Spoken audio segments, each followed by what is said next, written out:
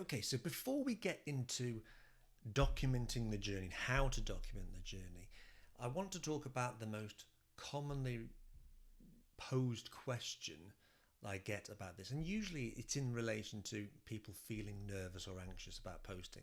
And that question is, how frequently do I have to post?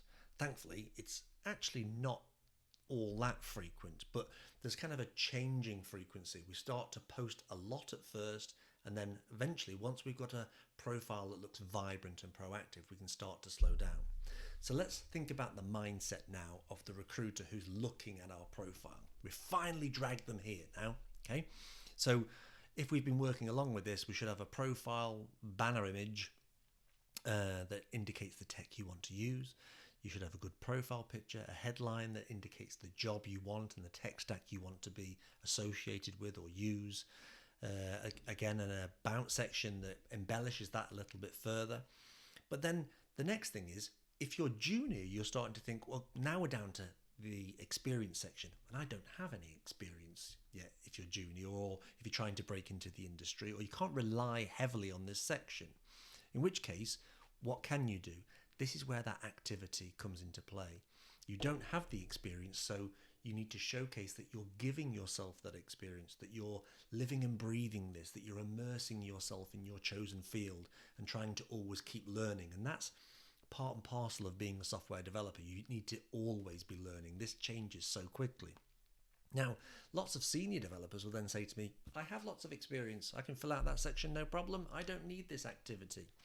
Well, that's one way of thinking about it. But as someone who's been hiring very senior developers for many years, when everybody has that level of experience, now how do you differentiate? And I'm here to tell you that the way we do it as recruiters is differentiate on proactivity. Who's living and breathing this? Because that makes you feel more confident.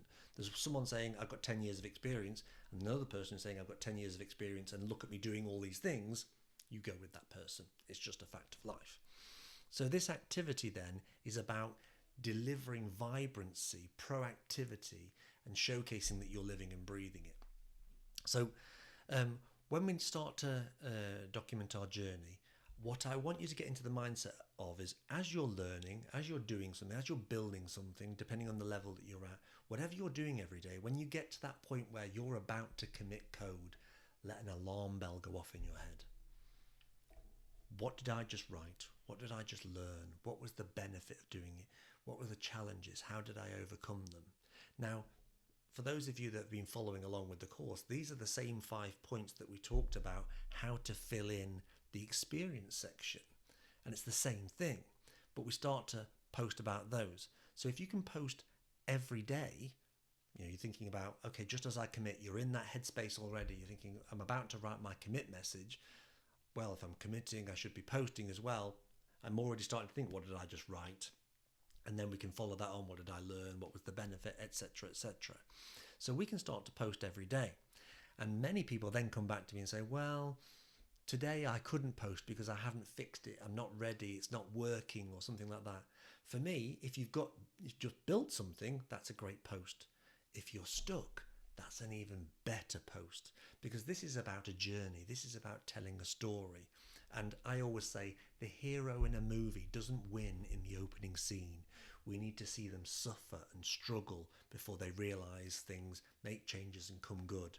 So that first post about I'm stuck on this is actually an invite to start a conversation with other senior developers who might come along and say, I know the answer, I've tried this, or I've done something similar.